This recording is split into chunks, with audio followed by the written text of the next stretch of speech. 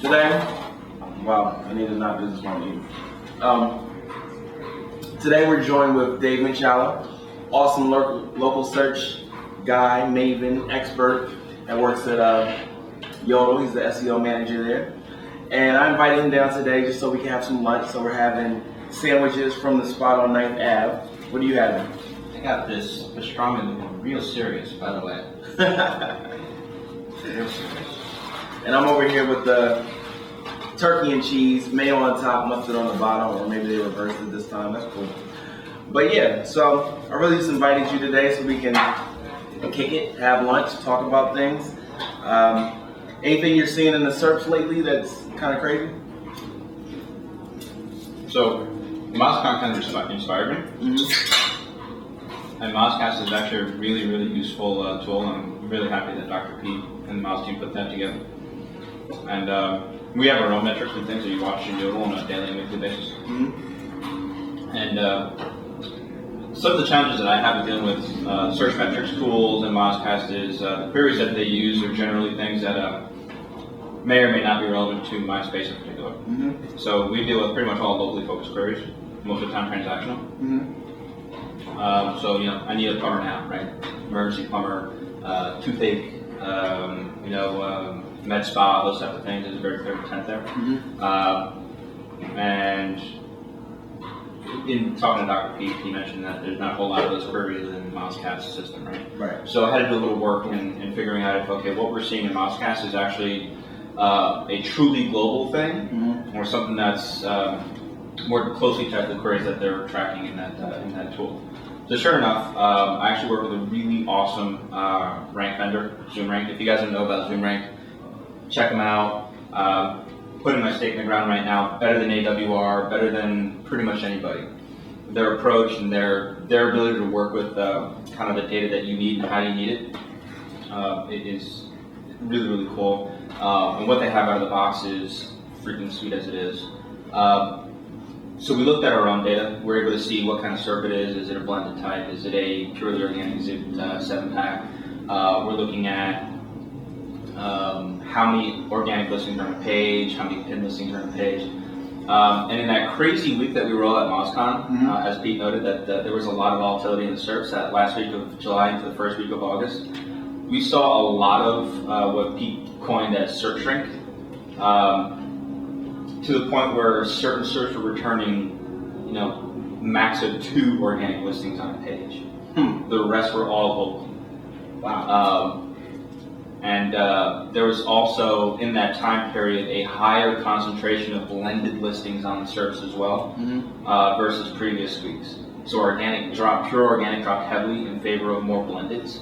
So it seems as if it was a truly global some big shakeup was happening. It could have been a really massive A/B test for a server. It could have been some sort of data calculation taking effect. It sort of leveled off. So it seems to be just kind of seems to be one of those test type things. But it was really interesting, and we definitely saw impact in other things like our percent of page ones, we even were able to track phone calls and see the impact on that. Overall, everything that we've seen pretty much since Penguin Apocalypse has been in our favor. But yeah, that's probably the last biggest thing that I monitored. I actually finished that up just yesterday. Cool. So we're gonna keep taking questions for you guys. So if you have any questions about local search, about anything that you think Dave might know about, feel free to let us know, and we'll ask him in real time. So it's kind of funny. Dave and I a couple weeks ago, his wife, my girlfriend, we all went out to a really awesome dinner. Pinkies up. So yeah, definitely really pinkies up dinner, and now we're following up with these sandwiches. So it's definitely a steep decline. But it's more my wheelhouse. But so, what are you working on? Well, maybe you don't want to speak about the tool that you did or you're working on. What type of insights can you give people as far as like right now where local search is and how they should, what are the new best practices? Sure. I know a lot has changed in the last few months. So there's two kind of facets to it. As a business owner and the marketer, there needs to be a fundamental shift in the way business owners think about their marketing online. Unfortunately, and I feel like this is not unique to the local space, this is more sort of a general SEO challenge. Clients are still very heavily focused and fixated on rankings as the end goal, which is damaging not only to sort of the work that we're trying to do in general as an industry, but can often be damaging to their total business strategy as a whole. It's distracting from making more money, quite honestly. And even certain things like the tip that I left at MozCon, near equals is a fundamental sort of, for me, the marquee reason why rankings are sort of can be distracting. If you spent all your time tracking your rankings for your locations in Los Angeles, California, without using near equals, you were not seeing the search that your customers in Los Angeles, California were seeing. And if you didn't know that, you would have been making all kinds of optimization decisions, spending all kinds of resources and energy on trying to fix your visibility there without truly knowing whether or not you're visible. And in point of fact, I was dealing with a client the other day who was upset with their perceived lack of visibility, and they were a customer in Jersey City. Very easily pulled up a browser, set the location of Jersey City, and showed them that they were ranking for a really freaking big head term right on page 1, top of the page, first 10 listing. They wouldn't have noticed that, they wouldn't have seen that, unless they kind of thought about that. So Google's doing a lot better job in sort of taking care of the SERP as it relates to the customer and where they're actually located. So I think that's sort of a worthwhile meta commentary on the way the business owner needs to think about it. The other day, my wife and I were in a part of Staten Island we generally don't go. She needed a bag of flour. We stopped at this hole-in-the-wall, off-to-the-side deli that we would never see unless we were truly looking for it. Get to the counter, the guy's got this Pantech 7-inch tablet where it very simply says, give me your phone number and you'll get a free sandwich after 6 visits. Right. Put in my phone number right away. And I've been there 3 more times since, just for that reason, because I want my free sandwich. He's thinking about it differently. He's thinking about reaching his local customer using technology in a practical way. And he's thinking about making more money as opposed to getting likes and Facebook friends. You know what I mean? So he's tripled his business with me just by doing that. So there's no Foursquare involved. It's just give me your number. Exactly. Yeah. So get back to the old school, like the way that like a Subway sandwich, I don't know, club where it's like you get like a stamp every time you buy a sandwich. Exactly. Only I'm more apt to go and visit him because I don't have to remember a dumb card. I don't have to have a little punch ticket with me. So as marketers, if we can help the business owner sort of focus on customer acquisition and customer retention, whatever the circle looks like, it doesn't matter. Just focus on those as key end goals. Then we can do more effective, more interesting things like finding out what the local audience is. You put me on a great tool, the prison segments. Very super useful. If you match that up with insights from the iAcquire, which is kind of, I don't know if you heard today, iAcquire sort of pulling back for some of the data that they'll be they'll be exposing. So they will only be showing data for sites on the Google Display Network now, not the general internet. They won't be enabling demo data like income and educational things like that. Keyword insights are gone as of September 5th. Wow. So that's a tool if you're not using it now. Go ham on it. Just download as many things as you can. We use the Google Ads Manager so much now. Broadly, it's if they're not on Google, where are they? And if they're wherever they're at, can I reach them there in an impactful way that'll start them down the funnel? Okay. So you got a question real quick. Let's see what that question. Okay. When scaling out local for a big brand, do you recommend trying to have unique descriptions across the board? It gets tough with 1,000 plus locations.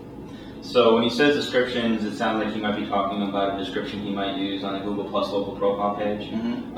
That's not hard to do. I mean, you can create a template, boilerplate description in Excel that speaks to the core services that each location would do, and then you'll have dynamic replacers that'll say, city, state, whatever, or even zip code level, if that helps, and then you'll use formulas in Excel to match and replace against those dynamic elements. If that's something that people find helpful, I can probably knock something together and send it out in a couple weeks. But that's if that's truly the need, that's a very easy thing to address. Cool. Keep the questions coming, please. I'm sorry, I'm the only one eating here. You want to eat a little bit? I'll talk a little. Go for it. Yeah. So, what are you doing this weekend? So tonight, I'm gonna keep it nerdy. I might be involved in a game of Risk. Oh yeah. Really old school. Yeah, with Tom. I forgot. The thing about that is a game of Risk is Risky. It's worse than Monopoly. It's true. You've got to be ready to dedicate about a day and a half of your time, especially if you're particularly competitive. I've never played Risk, to be honest. It's been a long, long while for me. I don't even know if I remember. But no, it's Tom and I are good for those things. The literally second activity we ever did together was play chess in a chess club, and it got pretty intense to the point where like I'm ignoring my wife and my sister-in-law on the other side, and we're just completely into it.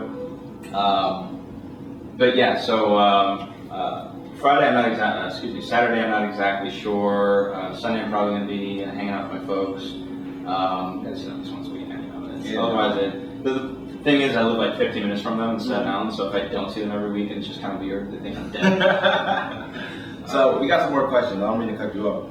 How do you report on local ranking, like at the metro level? Metro level, like I said, Atlanta or something, right? That might imply like suburbs and stuff.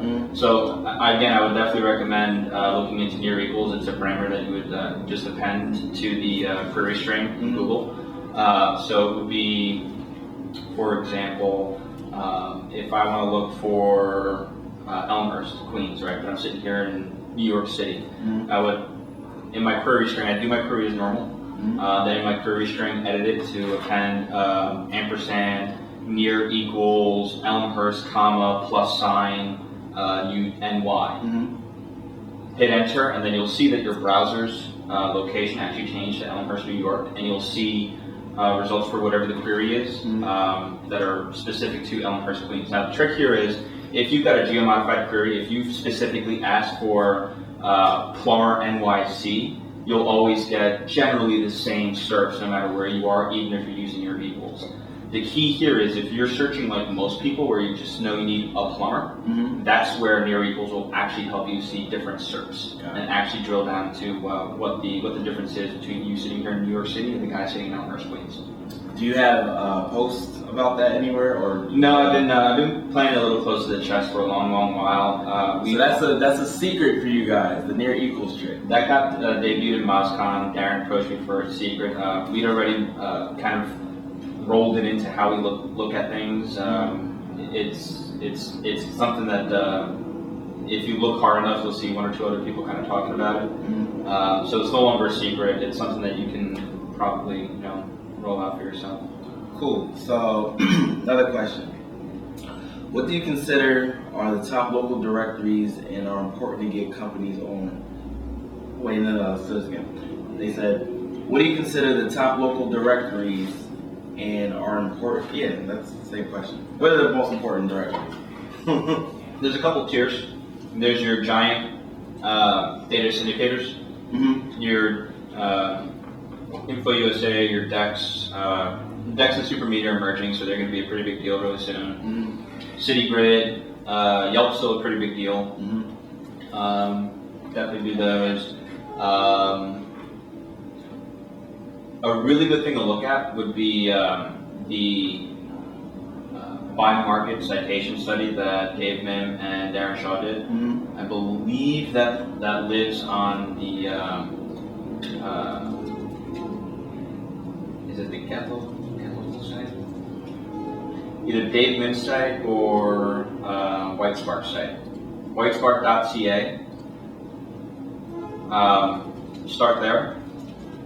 They've got for the top markets in the country, a list of what the most most common directories are there, and their methodology is pretty good. It's for the top ranking sites. These are the directories that tend to be used when something does pretty well. Mm-hmm. So check that out. Use that. I hope that was helpful.